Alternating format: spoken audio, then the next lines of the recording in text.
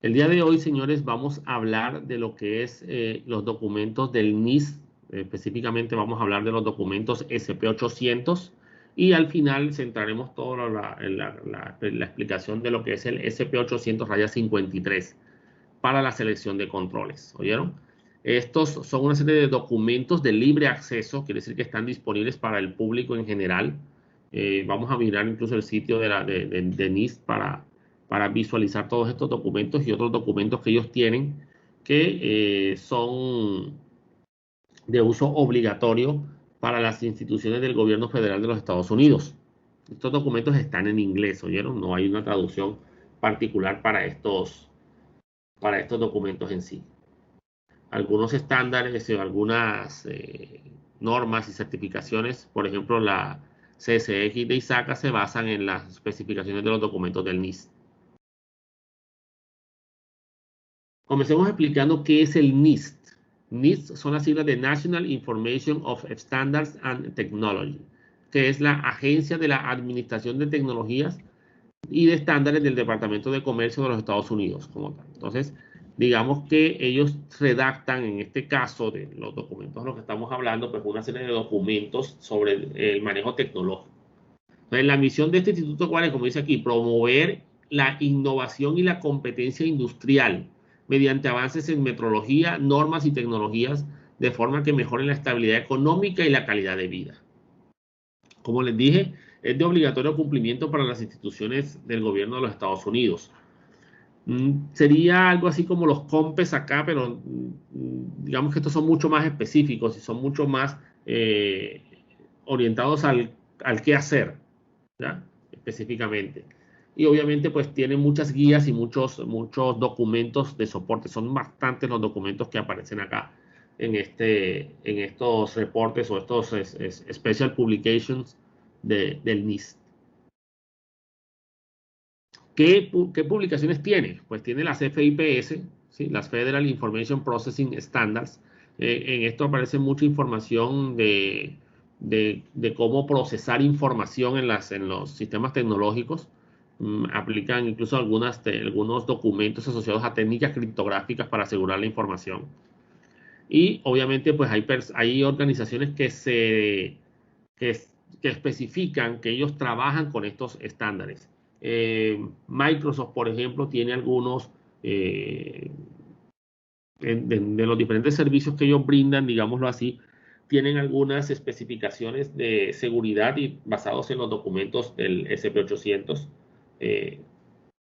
para la definición de los controles específicos, por ejemplo, del sistema Sirius.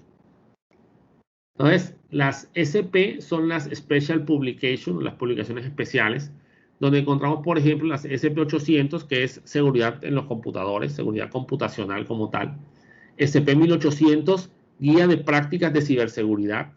Las SP500 son los documentos asociados a tecnologías de la información y todos los documentos relevantes que ellos manejen.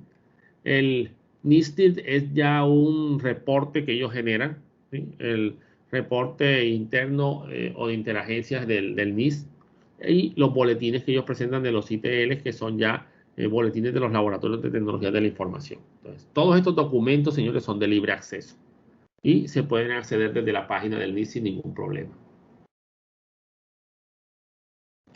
Entonces, la que nos corresponde a nosotros como tal, ya hablando de seguridad de la información, son los documentos del NIST SP800, ¿verdad? Que es una alternativa que complementa, no que elimina, sino que él complementa muy bien la norma ISO. Es más, muchos de los controles que estos señores implementan en estos documentos, ellos los referencian y los relacionan con lo que es el ISO 27002. Los controles de ISO 27002, incluso otros controles asociados a otros estándares. Entonces, como estábamos diciendo, son documentos de libre descarga y los SP800 describen las políticas de seguridad informática, procedimientos y directrices. El momento en que hice la presentación eran 130 documentos. No sé si ya se incrementaron. Normalmente, pues, el documento que vamos a ver nosotros, que es el el 800-53, está actualmente en la versión 4 y ya está la versión 5, pero está en borrador.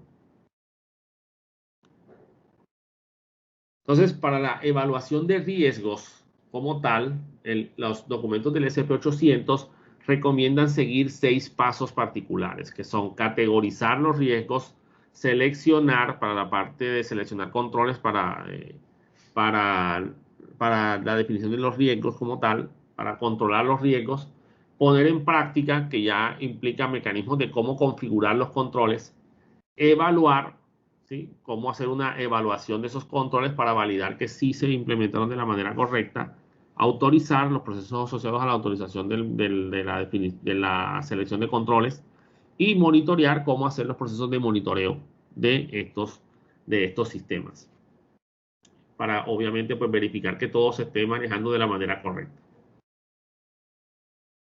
Documentos útiles que pueden servirnos acá dentro de los documentos del SP800. El raya 61, por ejemplo, son directrices para detectar, analizar, priorizar y gestionar incidentes, ¿sí?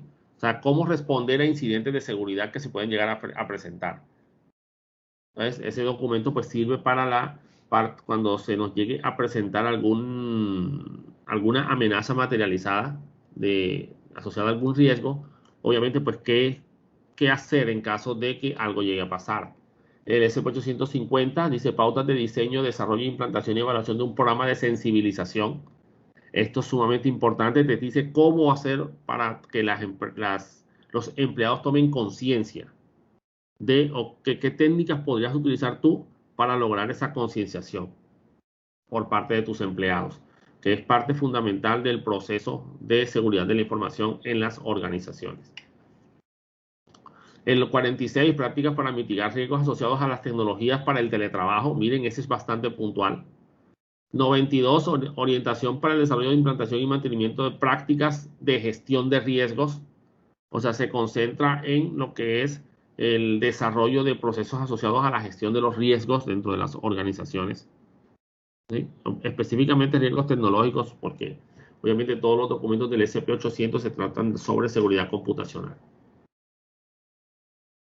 Aquí tenemos el 122, dice para la protección de la confidencialidad de la información, de identificación de personal con el apoyo de sistemas de información, ¿sí?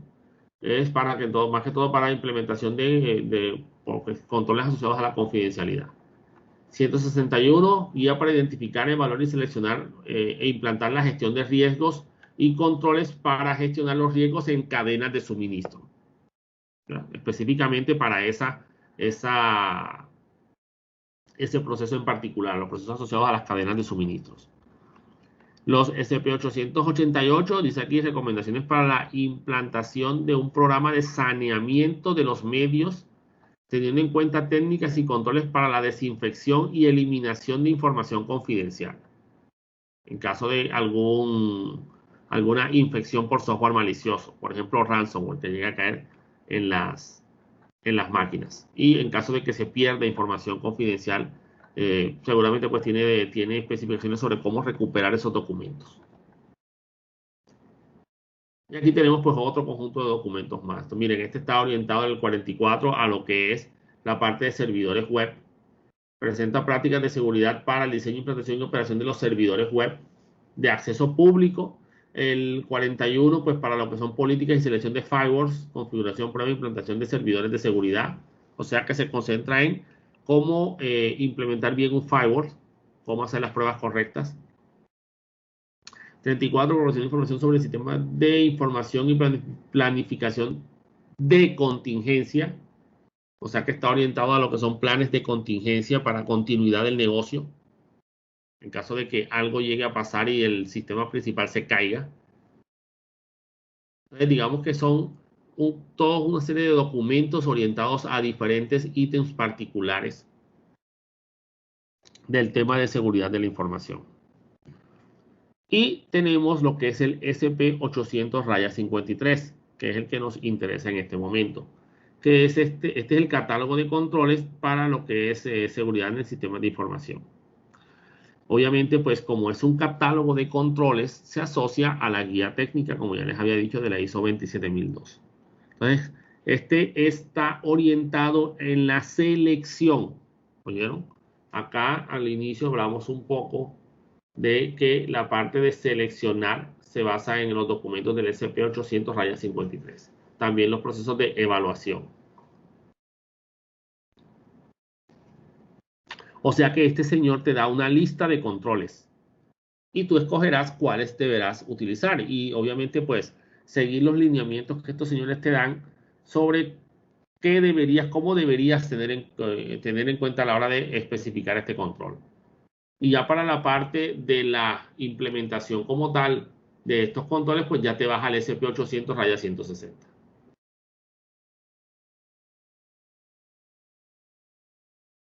Bueno, como a nosotros lo que nos interesa en estos momentos, porque estamos en la fase de lo que es seguridad de la información y estamos en la fase de los sistemas de gestión, la implementación de un sistema de gestión, pues vamos iniciando por lo que son los procesos de selección. Dice aquí, tienen en cuenta ciberataques, desastres naturales, fallas estructurales y errores humanos. ¿Cómo está estructurado el documento? Como les dije, la última versión es la versión 4, que fue publicada el 22 de enero del 2015. Y ya hay una versión 5 que comenzó a redactarse este año, pero que está en modo draft todavía. O sea, es un borrador apenas. Todo también se puede descargar. El documento consta de 3 capítulos y 10 apéndices que digamos que resumen el contenido del documento y presentan relaciones con otros documentos como lo que es la guía técnica ISO 27002. Entonces tenemos lo que es la introducción al documento como tal, los fundamentos de conceptos asociados y fundamentación sobre el documento en sí y los diferentes procesos que ya determinan la lista de los diferentes controles que se pueden implementar. En el NIS se definen 3 niveles para la gestión del riesgo, que van desde los sistemas de información, los procesos de negocio o procesos misionales y los procesos asociados a la organización, ¿sí? Lo que es la parte ya de la alta gerencia como tal. Están los riesgos tácticos que se ubican obviamente en la parte inferior de la pirámide porque son los que se orientan a la configuración de los recursos tecnológicos, la implementación de todo lo que es los controles de seguridad, firewalls, proxies y los herramientas que tú configures, que obviamente pues ya es potestad de la parte operativa de la organización, que es la que controla los sistemas de información. Y en la parte superior están los riesgos estratégicos, que ya tienen que ser definidos pues, por la alta gerencia. Entonces, en esta pirámide especifican que debe haber una comunicación desde los niveles inferiores, que es el nivel 3 hasta el nivel 1, indicando que debe haber una comunicación entre elementos del mismo nivel y entre los diferentes niveles como tal. Y debe haber una retroalimentación, un flujo, un loop o un ciclo de retroalimentación continuo dentro del sistema. Porque obviamente todo esto, si no hay una muy buena comunicación entre los procesos, las cosas comienzan a fallar. Y de parte del direccionamiento estratégico de la empresa, pues debe haber una trazabilidad y una transparencia en la toma de decisiones basadas en los riesgos como tal. O sea, tienen que ser documentos públicos, no puede haber nada oculto aquí orientado a esa temática, porque obviamente pues es algo que le compete a todos en la organización porque es seguridad de la información como tal. Y tiene que haber una concienciación del riesgo. El direccionamiento estratégico tiene que asegurarse de que las otras niveles del sistema se concienticen de lo que es los riesgos a nivel organizacional. ¿Sí? O sea, tiene que haber una concienciación completa dentro de la organización. Porque la seguridad de la información, señores, es potestad de todos en la empresa, no solamente del área de TI. ¿Oyeron? Esa es una idea que se tienen que quitar de ahí, de la cabeza. Entonces, esta es la lista de los controles que están organizados en 18 familias. Entonces, cuando tú vas a seleccionar o especificar, trabajar con un control, pues tú escoges el control específico y obviamente lees el documento y como en ese documento, pues tú defines el control particular sobre el que vayas a implementar. Entonces tenemos, por ejemplo, AC que identifica los controles de acceso, AT que identifica todos los temas asociados a conciencia y entrenamiento, AU, procesos de auditoría, rendición de cuentas, en fin, ahí están una serie de familias de controles que se pueden llegar a implementar. Cada uno de ellos está desglosado dentro del documento y tiene sus especificaciones eh, de configuración particular que se pueden llegar a trabajar. Como esto es selección de controles y no implementación de controles, pues no dice el cómo se deberían configurar, sino el qué debería tener. Entonces, cada uno de estos controles tiene una estructura específica que se maneja dentro del documento a nivel general. Tiene una sección donde se especifica el control como tal. Tiene una sección de orientación complementaria que lo que es como una especie de descripción del control para ser un poco más claros en de lo que se está hablando.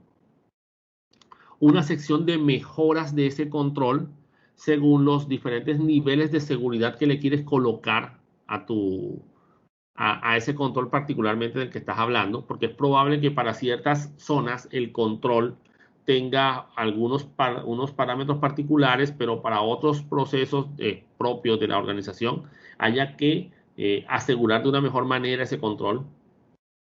Y obviamente pues ahí está la sección de mejoras que se le pueden hacer a ese control que se seleccionó. La sección de referencias que especifica pues de qué otros elementos se tomó información para ese control. Es probable que algunos no incluyan referencias. Y la sección de asignación de prioridad y línea base, que es donde te comienzas a determinar según los niveles de prioridad bajo, medio o alto, qué deberías implementar, si solamente el control básico o implementar los mecanismos de mejora del control. Vamos a ver un ejemplo de un control aquí en el documento y luego analizamos el documento allá de la norma como tal. Entonces aquí tenemos, por ejemplo, el control AU, que es de los procesos de auditoría, específicamente el control 3, que trata sobre contenidos de los registros de auditoría. ¿Qué son los registros de auditoría? Creo que todos lo saben, ¿no? Son estos registros que se generan cuando las personas hacen uso de los sistemas y se va registrando, ya sea en una base de datos, en unos logs, archivos de registro del sistema, no sé, en algún lugar, en algún documento se va registrando las acciones que se están desarrollando. ¿Sí? Si es una base de datos, pues lo que está haciendo cada usuario particularmente, para poder llevar la trazabilidad de todos los procesos que se llevan a cabo, de quién hizo qué dentro de la organización. ¿Listo? Entonces, ¿cómo define el control aquí? El sistema de información genera registros de auditoría que contienen información que establece qué tipo de evento ocurrió, cuándo ocurrió, dónde ocurrió, fuente del evento, el resultado del evento y la identidad de cualquier individuo o sujeto asociado con el evento. Entonces, básicamente, ¿qué nos están diciendo aquí? Que debería contener un registro de auditoría. ¿Okay? O sea, que si ustedes construyen un sistema de base de datos y hacen una tabla para el manejo de las transacciones, que es donde se va a manejar la auditoría, esa sería su tabla de auditoría, ustedes sería bueno que en esa tabla incluyeran qué tipo de evento ocurrió. Si es una base de datos, pues si fue un insert, un update, un delete. ¿Ya? ¿En qué momento ocurrió? Registrar la fecha y la hora. ¿Desde dónde ocurrió? Pues quién fue la máquina, de qué dirección IP, por ejemplo. ¿Ya? O en qué tablas específicamente ocurrieron esos procesos. ¿Quién fue la fuente? ¿Dónde vino? ¿Cuál fue el resultado? ¿Se pudo hacer? ¿No se pudo hacer? ¿Qué usuario fue el que se utilizó para hacer el evento, esa acción? ¿Eh? Entonces, con eso mínimo ya tú puedes llevar una trazabilidad de lo que está sucediendo dentro de cada proceso asociado a un software, a un sistema de información dentro de la organización. Orientación complementaria, entonces ya aquí te dan una descripción un poco más amplia. El contenido del registro de auditoría que puede ser necesario para satisfacer el requisito de este control incluyen, por ejemplo, marcas de tiempo, o sea, los timestamps, direcciones de origen y destino, ¿sí? Identificadores de usuario, proceso, descripciones de eventos, indicaciones de éxito falla, nombre de archivos involucrados, control de acceso o reglas de control del flujo involucradas. ¿sí? En caso de que existan algunas reglas que prohíban o permitan la ejecución de las actividades. Los resultados del evento pueden incluir indicadores de éxito o fracaso del evento y resultados específicos del evento. Por ejemplo, el estado de seguridad del sistema de información después del evento, cómo quedó después de que ese evento se dio. Y lo relacionan con los controles AU2, AU8, AU12 y SI11. ¿Listo? Entonces ya habría que irse a estos controles para ver específicamente de qué hablan y cómo se relacionan con este proceso de registro de auditoría. Entonces, si se fijan bien, aquí son mucho más claros que en la norma 27000, que si tú la revisas, pues no te dice específicamente qué debería tener el registro de auditoría, ¿cierto? Entonces, sino simplemente que deberías tener un control asociado a ciertos procesos, en este caso de registro de los procesos dentro de un sistema de información. Entonces, esta es la línea base, este es lo básico que se requiere para estos registros de auditoría. Ahora, mejoras, ¿sí? Mejoras que se le pueden hacer al sistema. La mejora 1, contenidos de los registros de auditoría, información adicional de auditoría. Y dice, el sistema de información genera registros de auditoría que contienen la siguiente información adicional. ¿Listo? Información adicional más detallada definida por la organización. Y aquí se da la orientación complementaria para explicar bien qué es de lo que se está hablando. La información detallada que la organización puede considerar en los registros de auditoría incluyen, por ejemplo, entonces, miren que no nos están amarrando a que toca hacer eso, sino simplemente que hay que ser un poco más explícitos aquí. Por ejemplo, el registro de texto completo de comandos privilegiados o identidades individuales de los usuarios de cuentas grupales, en caso de que se registre un grupo, por ejemplo, de usuarios. Las organizaciones consideran limitar la información de auditoría adicional solo a esa información explícitamente necesaria para requisitos de auditoría específicos. O sea, solo en caso de ser necesario esa especificidad como tal en estos procesos. Esto facilita el uso de registros de auditoría y archivos de registro al no incluir información que podría ser engañosa o podría dificultar la localización de la información de interés. Entonces, esta es una información extra que se le deberá registrar a los procesos de auditoría en caso de que se requiera. ¿Okay? Por ejemplo, si se requirió una autorización externa para ejecutar algún proceso, por ejemplo, lo que sucede con los cajeros en los supermercados cuando se equivocan con algo, cuando quieren cancelar un producto, que ellos no lo pueden hacer, tienen que llamar a un tercero que viene y coloca una llave, pues eso podría estar involucrado aquí en estos procesos. ¿Sí? Bueno, listo, el usuario ejecutó esa tarea de borrado, pero lo autorizó este otro señor.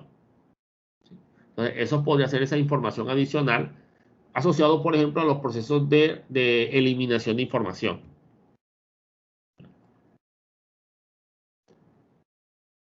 Y en la otra mejora, dice aquí, gestión centralizada del contenido de registros de auditoría planificado. Entonces, ya estamos hablando de que se centralice la información. El sistema de información proporciona una gestión y configuración centralizadas del contenido que se capturará en los registros de auditoría, generados por componentes del sistema de información definido por la organización. Orientación complementaria dice, esta mejora de control requiere que el contenido que se capturará en los registros de auditoría se configure desde una ubicación central, lo que requiere automatización. Entonces, ¿qué quiere decir aquí? Que deberías tener un servidor, digamos que un servidor de auditoría, ¿ya? Donde se guarden todos esos registros, ya sea una copia de lo que se queda en los registros normales, allá en cada servidor, por ejemplo. En los sistemas de información, en los sistemas operativos, perdón, se recomienda, y todos los equipos de red y de comunicaciones que generen logs o archivos de auditoría se guarden en un servidor de logs. ¿Okay? O sea, que todo lo que registren los firewalls, todo lo que registren los equipos de red, todo lo que registren los servidores, se envíe a otra máquina de tal forma que si alguien llega a modificar, por ejemplo, acceder de manera remota a otra computadora de forma ilegal a un servidor y va a querer entrar a borrar los registros de auditoría, pues no le va a servir de nada porque siempre va a quedar una copia o se van a almacenar directamente en otra máquina. Entonces ya le tocaría atacar esa otra máquina aparte de la que logró atacar acá con el servidor web o lo que haya hackeado. Las organizaciones coordinan la selección del contenido de auditoría requerido para admitir la gestión centralizada y la capacidad de configuración proporcionada por el sistema de información. Controles relacionados, el AU6 y el AU7. ¿Sí? Entonces, estos son los controles que recomienda el NIST para lo que son los registros de auditoría. Ahora, referencias, pues no hay ninguna. No hay ningún otro documento alterno al que tengamos que referirnos. Prioridad y asignación. En este caso, pues, si se define una prioridad P1, y que tiene los valores bajo, medio y alto. Entonces, si la prioridad es baja, como tal, para esos procesos, pues se trabaja con el AU3 normal sin ningún cambio específico, sin usar las opciones de mejora. Si el nivel de seguridad es medio, en este caso, pues se recomienda utilizar por lo menos la mejora 1 del documento. Y si la prioridad es alta, pues se tienen que implementar las dos mejoras de seguridad que están definiéndose acá en el documento como tal. ¿Okay? Entonces, como organización del gobierno federal de los Estados Unidos, pues esto es de obligatorio cumplimiento. Sería como una ley. Acá, pues son simplemente guías que tú puedes implementar para lo que son las mejores prácticas. Y obviamente decir que tú trabajas con estos lineamientos, pues ayuda bastante a las que son las asociaciones con organizaciones externas, organizaciones internacionales, porque ellas conocen, pues, digamos que saben de estos documentos y pues digamos que muchas los implementan y los manejan dentro de sus procesos internos.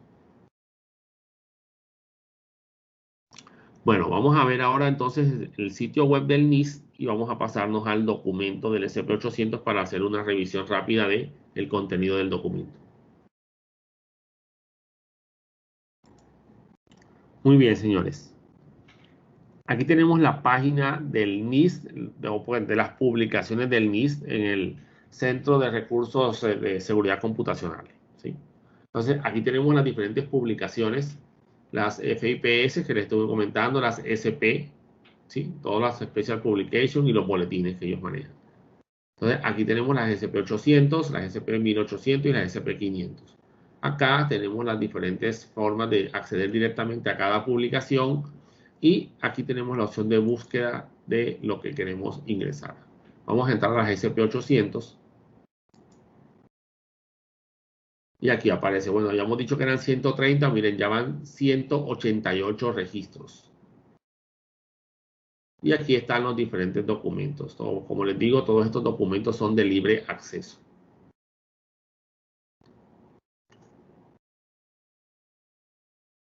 Aquí yo puedo decir, bueno, búsqueda SP800. Vamos a buscar aquí tengo el 53, vamos a buscar el 160. Y aquí está el 160 volumen 1 y volumen 2, que al parecer se complementan como tal. Este es el 21 de marzo del 2018 y el 27 de noviembre del 2019. Entonces yo puedo entrar aquí específicamente a local descarga y aquí me queda el documento. ¿Sí? Como les digo, este documento está en inglés, pero es de libre descarga, lo podemos descargar. ¿Sí? Fundamentos, introducción, fundamentos, ciclo de vida de los sistemas, ¿ven? Y los respectivos apéndices en este caso.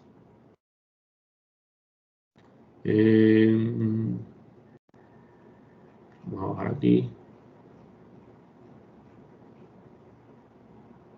Aquí está la errata, o sea que hay datos que contienen algunos errores que deben ser actualizados. Seguramente fueron actualizados en el volumen 2, corregidos de pronto. Introducción, la necesidad de confianza de los de seguridad. Aquí está la explicación del documento, propósito y aplicabilidad de este documento, fundamentos, entonces aquí está la fundamentación, ingeniería de seguridad de seguridad de los sistemas o de sistemas de seguridad. Aquí están los elementos específicos que ellos indican aquí. Esto sería que ingeniería de sistemas, ingeniería de sistemas de seguridad. Eh, seguridad especial, otras especialidades, otras speciality, sería como que especialmente, algo así. No, habría que traducir esta parte. No entiendo bien la palabra specialty. Muy bien, sistemas y elementos de los sistemas. Están los entornos de operación.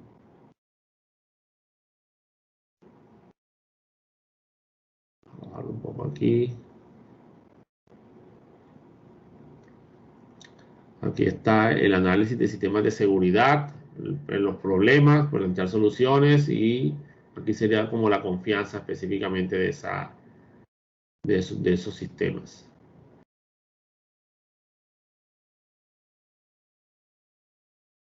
Ciclo de vida de los procesos, ciclo de vida de los sistemas, disculpen. Aquí está toda la explicación, aquí están los nombres de los diferentes procesos dentro de la organización. Obviamente me imagino que cada uno aquí tendrá sus respectivas especificaciones. Miren, aquí están los controles específicos sobre los que se está hablando acá. Adquisición de los aspectos, preparación para los aspectos o para la adquisición, no sé, seguro. Preparación para seguir aspectos de seguridad de la adquisición. Preparación para aspectos de seguridad de la adquisición. O sea, como que la compra de recursos. Entonces, ese es el 160 volumen 1. Entonces, aquí tenemos todos estos documentos del SP800 y de todo lo que queramos buscar aquí para los diferentes elementos. Vamos a ver.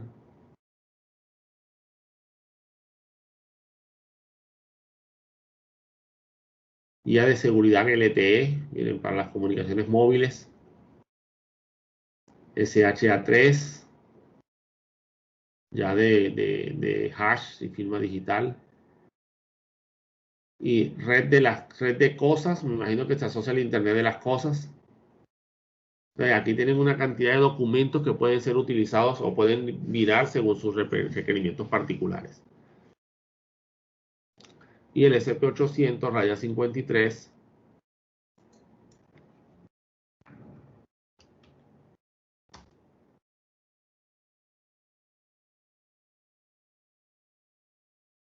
que ya presentan 12 registros que hacen match con el sistema, porque seguramente se mencionan. Dentro de estos documentos se mencionan lo que es el SP-53. Aquí está la revisión 5. Parece que ya habilitaron la revisión 5. 23 de septiembre. Sí, ya está habilitada la versión 5 del documento. Aquí está. Y ya no es borrador, ya es el documento oficial. Entonces, habría que mirar qué normas, qué cambios tiene, qué mejoras le hizo a la versión 4. Qué cambios se le implementaron. Y obviamente, pues las instituciones del Estado pues, deberán implementar y tener en cuenta estas reglas. Habría que verificar si en la lista de las familias disponibles hay algún cambio.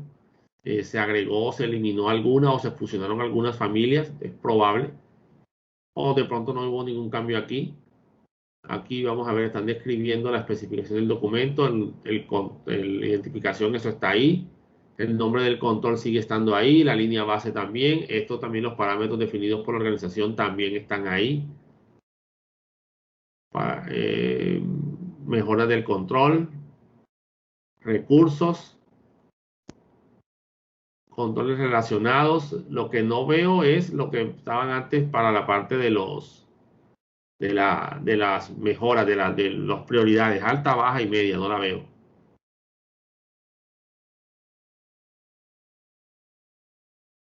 Bueno, revisemos entonces el documento de la versión 4, que es la que tenemos acá. Sí, no veo la parte de las prioridades ya. Bueno, entonces esta es la SP853 revisión 4. ¿Listo? Seguridad y controles de privacidad y controles de privacidad para el sistema de información federal y organizaciones.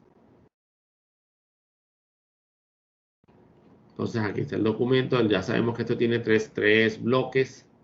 ¿Sí?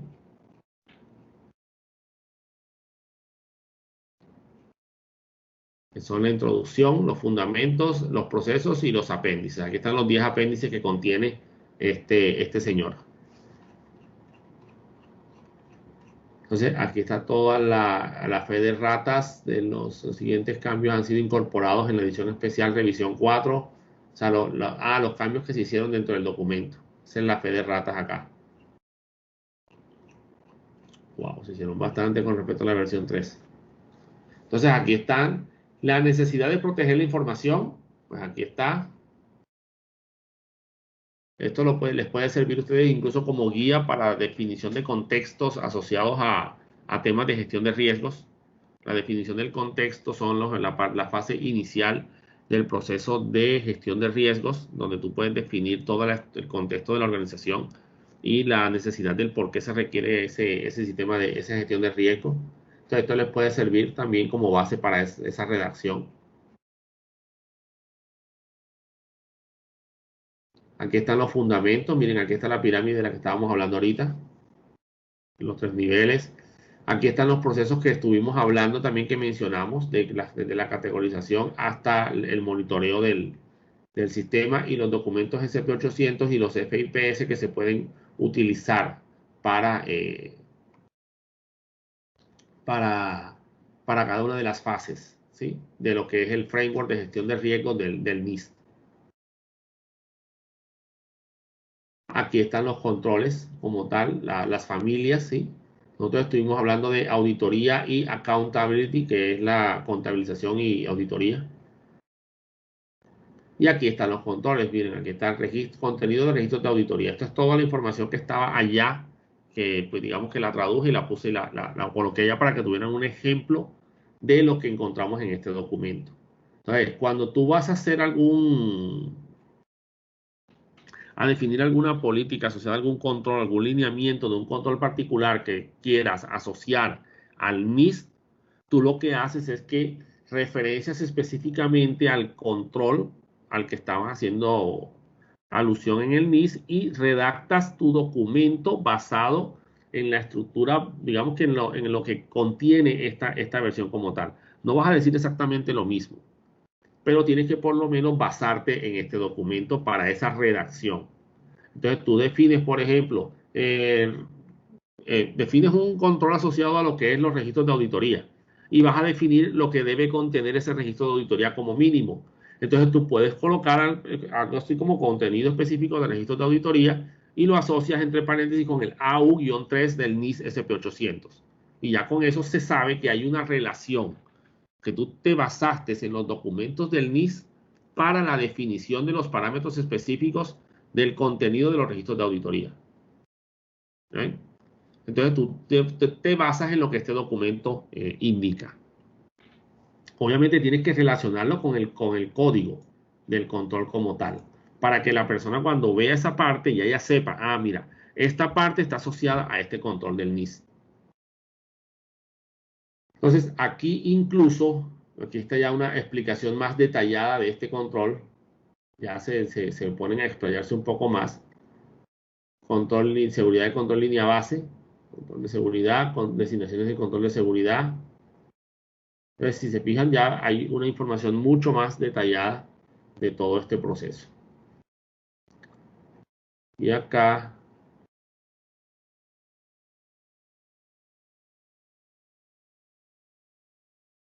Modelo de confianza, creo que dice aquí, sí.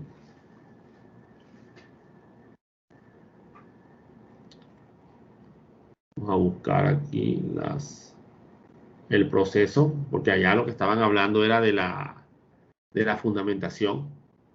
Y aquí ya están pues, especificando pues, los procesos como tal.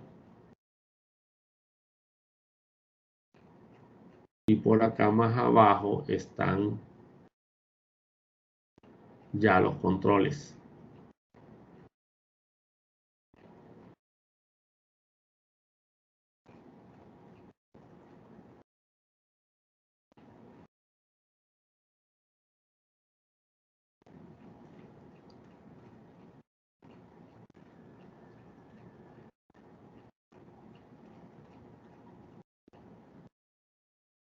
Los de términos están los apéndices. Rápido aquí.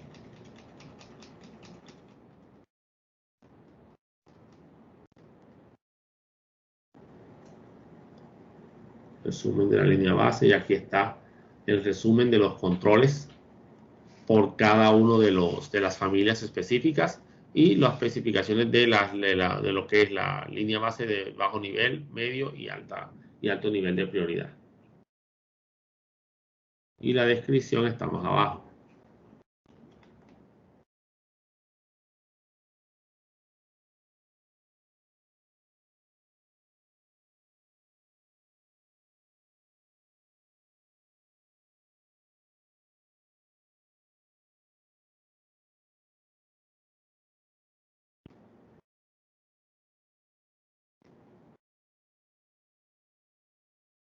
Aquí está el catálogo de controles de seguridad. Entonces ya aquí comienzan a hablar ya de los controles como tal. ¿Sí? AC01, procedimientos y políticas de control de acceso. Entonces aquí comienzan a describir. ¿Sí? Entonces ya aquí donde está cada familia, cada control y las características de cada uno. Eso es lo que ustedes tendrán que mirar y relacionar con lo que son los controles que quieren o que desean implementar dentro de la norma. Incluso que encontramos más abajo acá, vamos a pasar aquí, esto es bastante extenso, estándares de seguridad de la información, y aquí tienen una relación, por ejemplo, un mapeo de los controles del SP853 con lo que son los controles de la ISO 27001, ¿ya ven? Con lo que es el documento como tal de controles especificados en el anexo A. O sea, aquí tenemos nuestra relación para poder hacer ese cruce que necesitemos entre los controles de la ISO 27000 y lo que son los controles acá del NIS como tal. Entonces, si yo estoy implementando, por ejemplo, un control de, vamos a buscar aquí uno de,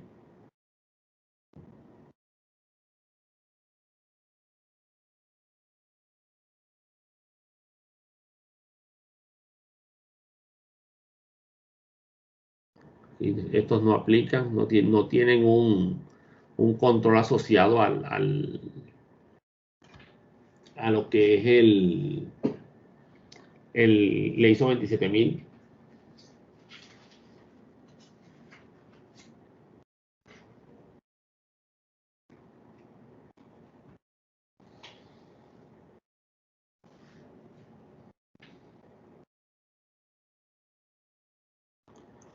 Bueno, los controles asociados a lo que son las políticas de seguridad. O sea, aquí dice que políticas y procedimientos de sistemas de información, de integridad de sistemas de información. Entonces, digamos que aquí hay un SI1 que puedes leer cuando quieras definir, por ejemplo, un controles asociados a la parte de las políticas de seguridad de la información.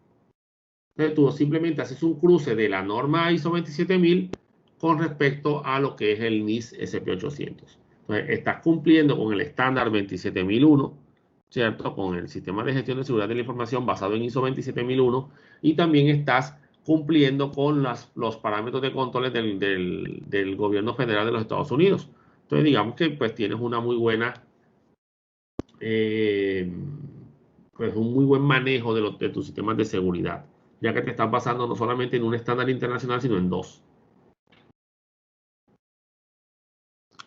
Bueno, señores, con eso terminamos el tema de la clase de hoy y ya nos veríamos en la próxima clase.